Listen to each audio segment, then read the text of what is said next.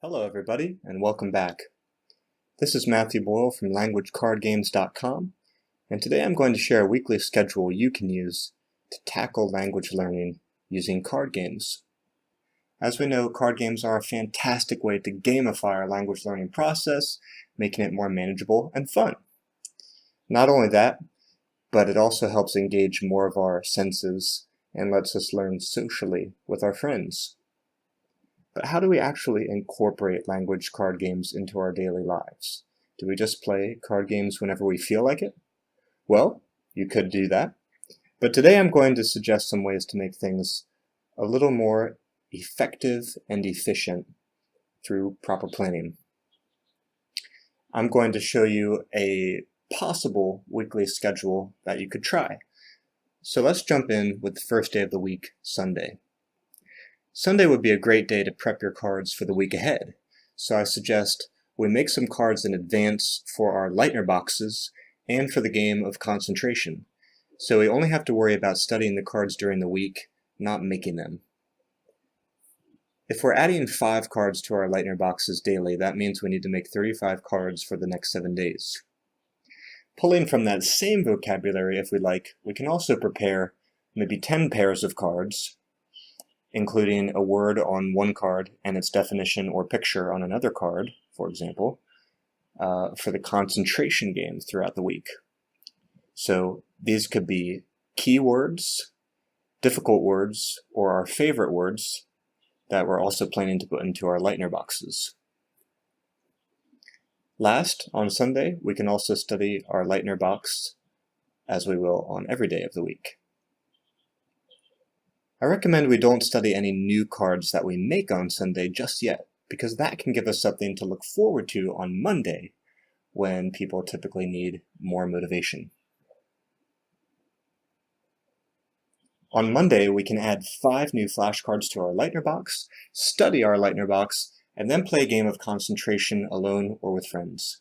In concentration, we can see how many guesses it takes for us to match up all the cards. On Tuesday, in addition to using the Leitner box, let's play a card game that we already know, maybe from our childhood, a game like Go Fish or Crazy Eights, using only our target language and without speaking any English. Now this might require a little advanced prep. Do you know how to say your turn, my turn, draw a card? Do you have X card in your target language? These phrases would be something you could study on this day and then play the games. On Wednesday, we're going to try something a bit more difficult, but still in the same vein. Let's learn to play a foreign card game that comes from the country whose language we are studying. So, for example, if we are learning Italian, can we learn an Italian card game and all the terminology that goes along with that? Look for children's card games in the culture of your target language to get started. Sometimes you can find video tutorials online, and they will even be explained in English and/or your target language. On Thursday, we can try practicing the Mind Palace with a select number of cards, including, maybe, a level of our Leitner box for that day.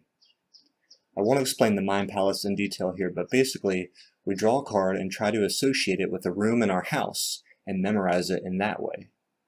We could also place a card in each room of our house in a twist that I call the Card Palace, as we physically walk around and try to remember which card is in which place. If we have a flashcard that said apple, for instance, we could place that card in the kitchen, either mentally, quote unquote, or physically. Friday night, I would reserve to play some of the most popular trading card games in the world using foreign language cards. These could be games like Magic the Gathering, Pokemon, or Yu-Gi-Oh! And it would be helpful to have English versions of those cards available as well, or at least a way to look them up online while playing.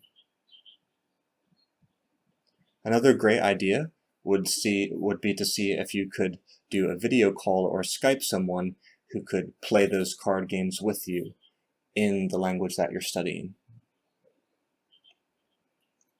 Last, on Saturday, I might play card games designed specifically for language learning. There are advanced games like Othertongue and Chinese Champions, as well as games more suitable for beginners or casual gamers like Fighting Flashcards, Japanese the Game, or Clue.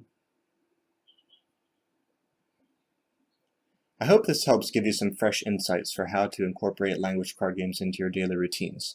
Feel free to pick out what might work for you and experiment with where to put it in your schedule. One important thing we didn't talk about in this vid was when we should do these games during the day. I'm talking about morning, afternoon, or night. Obviously, having a routine and a set time of day is good, so this may be a topic I'll cover in future videos. So be sure to subscribe and turn on notifications so you don't miss that. If you have any questions or comments related to a weekly language card game schedule, I'd be happy to hash out the details in the comments section with you. Cheers, guys, and thanks for watching.